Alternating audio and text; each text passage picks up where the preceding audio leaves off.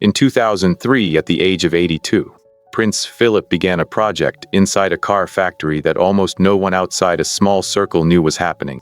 It took 16 years to finish, and it wasn't for driving. The project ran under a military-sounding code name, Operation Fourth Bridge, and it was, in the most literal sense, Philip designing the vehicle that would eventually carry his own coffin. Palace projects of this kind are conventionally given operational code names, a practice more commonly associated with state visits or security planning than with a single vehicle modification. And the choice to formalize the Hearse project the same way suggests how seriously it was treated internally from the very beginning, despite the near-total secrecy surrounding it. He began consulting with Land Rover's engineers on the modified Defender in 2003 and kept making adjustments to it for the next 16 years, right up until 2019, when he was 98. Every element of the 16-year build reflected the same underlying instinct that had defined most of his working life, an insistence on function over decoration, and on solving a practical problem himself rather than delegating it to convention. The instruction that mattered most to him was the color. Land Rover's engineers had originally built the vehicle in a shade called Belize Green. Philip had it repainted in dark bronze green instead, the specific tone used across the British military, a detail he insisted on personally. The rest of the modifications were equally deliberate. He specified an open-top rear section, where the coffin would eventually sit in full view during the procession, along with a set of small metal pins fitted with rubber grips, designed for one purpose only: to keep the coffin from sliding as the vehicle moved. Nothing about the build was left to a funeral director's judgment on the day.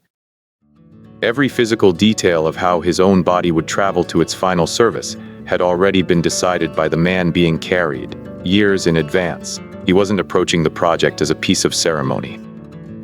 According to people close to him, he had told the Queen more than once, in characteristically blunt terms, that when the time came she should simply have him put in the back of a Land Rover and driven to Windsor. Buckingham Palace later confirmed that the vehicle built to that instruction had been under construction, quietly, for the better part of 2 decades before anyone needed it. The Duke had insisted throughout his later years that whatever ceremony surrounded his death should stay deliberately minimal, a preference that ran against the instincts of an institution built almost entirely around elaborate ceremony. The pandemic ended up enforcing that preference more strictly than he could have arranged himself, cutting the guest list to 30 people at a time, when a full royal funeral would ordinarily have drawn hundreds. Even that number was a compromise reached only after careful negotiation between what the rules technically allowed and what the family Philip, given his own wishes, would have found tolerable. His connection to the brand went back generations before the project even started. In 1948, King George VI, Elizabeth's father, had been presented with the 100th Land Rover to come off the very first production line, and the family's relationship with the vehicle continued from there. That early gift turned into a working relationship that lasted the rest of his life. Jaguar Land Rover's own chief executive, Thierry Bolloré, said after Philip's death that the company had been deeply privileged to enjoy a very long and happy association with him over many decades, adding that during his factory visits Philip had engaged directly with hundreds of employees and shown a genuine, detailed knowledge of vehicle design and engineering rather than a passing celebrity interest. Philip drove them for most of his adult life, well enough known for it that the broadcaster Jeremy Clarkson once described the Land Rover itself as something close to an automotive version of Philip. That reputation for driving hadn't faded even in extreme old age. In January 2019, at 97, Philip was involved in a collision near Sandringham House when his Land Rover overturned after pulling out in front of another car, an incident that made international headlines and led, within weeks, to his voluntary decision to surrender his driving license. The man who had spent 16 years perfecting the vehicle meant to carry him after death had, right up until his final years, still preferred being behind the wheel of one while he was alive. Philip died on the 9th of April 2021 at the age of 99. He had spent his final weeks at Windsor Castle, having been discharged from hospital only weeks earlier following treatment for a heart condition and an infection, and he died peacefully at Windsor, with the Queen at his side, at the same castle where his own Hearse had spent years being quietly finished. Pandemic restrictions limited his funeral to 30 mourners inside St. George's Chapel at Windsor, a fraction of what a royal funeral would ordinarily draw, though the procession itself was broadcast to the wider public. The Land Rover Defender, painted in the bronze green he had chosen, carried his coffin the short distance from the state entrance of Windsor Castle to the chapel, followed on foot by his children and grandsons, including Princes William and Harry walking together for the first time in over a year.